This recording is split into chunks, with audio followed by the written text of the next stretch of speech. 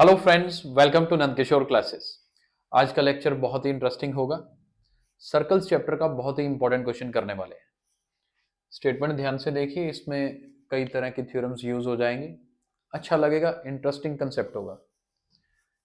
AOB is the diameter of a circle. अगर आप इस सर्कल को गौर से देखें तो ये AOB जो है ये मेरे पास डायमीटर गिवन है, ठीक है। And ABCD is a cyclic quadrilateral. ध्यान से देखिए, A, B, C और D। ABCD साइक्लिक क्वाड्रिलेटरल है। साइक्लिक क्वाड्रिलेटरल क्या होती है? अगर किसी क्वाड्रिलेटरल के सभी वर्टेक्स सर्कल के ऊपर आते हो, जैसे ABCD देखो सर्कल के सर्कमफ्रेंस पर आ रहे हैं, बाउंड्री पर आ रहे हैं, तो ये साइक्लिक है।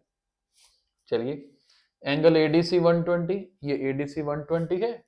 And find the measure of BAC angle. चलिए पहले मैं BAC एंगल एक बार दिखा दूं, कौन से वाला? ये वाला एंगल। हमें ये वाला एंगल फाइंड आउट करना है, ठीक है जी। अब प्रॉपर्टीज क्या क्या यूज होती हैं? सबसे पहली प्रॉपर्टी जो यहां पर मैं यूज करने वाला हूं, मैं प्रॉपर्टी प्रॉपर नाम लिख रहा हूं क्योंकि बच्चों को लिखना भी होता है एग्जाम में, तो प्रॉपर्टी नेम क्या है वो ध्यान से देखिए।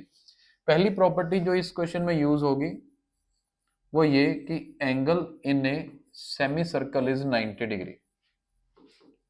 Angle in a semi circle is 90 degree. ये थ्योरम याद रखनी है जी।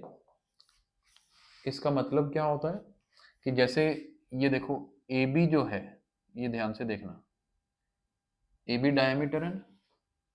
डायमीटर के दोनों एंड्स यानी कि एक ए और एक बी, ये मिलके जो एंगल बनाएंगे, ये देखो ये वाला एंगल बना रहे हैं, तो ये वाला एंगल 90 डिग्री होगा। Angle in a semi circle is 90 degree का मतलब मेरे पास यहां पर क्या है, यहां लिख देता हूं मैं कि एंगल ACB जो है ना, उसका मेजर 90 डिग्री है। पहला पॉइंट क्लियर हो, तो एक थ्योरम यूज होती है इसमें। दूसरी थ्योरम देखो, दूसरी थ्योरम क्या है? साइक्लिक क्वाड्रिलेटरल के ऑपोजिट एंगल्स का सम 180 डिग्री होता है। क्या है? Sum of opposite angles of a cyclic quadrilateral is 180 degree. तो यहां पर वो दो एंगल कौन से हैं? चलिए, अगर आप गौर से देखेंगे, एक तो ये वाला एंगल D, ये वाला, एक ये वाला एंगल B।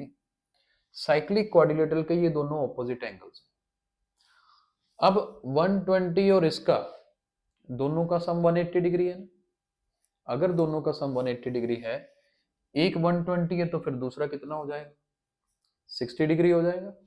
तो मेरे पास क्या आया कि जी ये वाला जो एंगल है ना, ये वाला, इस एंगल की वैल्यू मेरे पास है 60 डिग्री। अब मेरे को ये एंगल फाइंड करना है एक ट्रायंगल में। अगर ट्रायंगल के दो एंगल्स पता हो तो तीसरा एंगल निकाला जा सकता है। कौन सी प्रॉपर्टी यूज करके फाइंड किया जा सकता है? चलो मैं पहले इसका एंगल लिख लेता हूं। एंगल ABC मेरे पास कितना आ चुका है? Angle ABC is 60 degree. तीसरी प्रॉपर्टी जो इसमें यूज हो रही है, angle sum property of A triangle.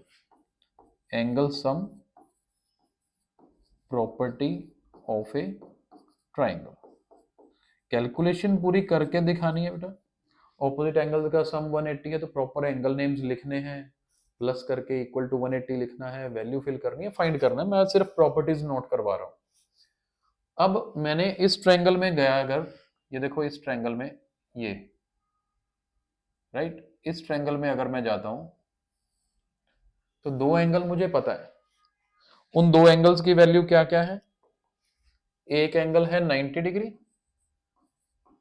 एक एंगल है 60 डिग्री।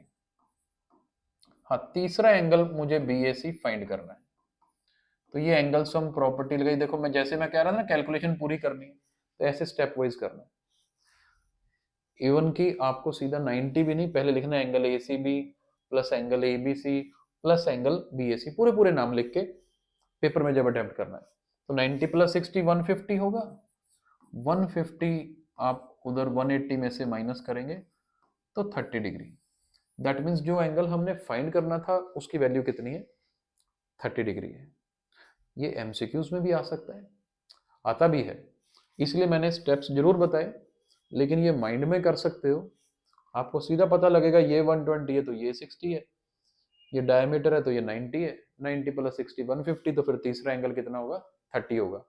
मतलब लेस देन 1 मिनट बड़े आराम से कर सकते हो ये क्वेश्चन एग्जाम में।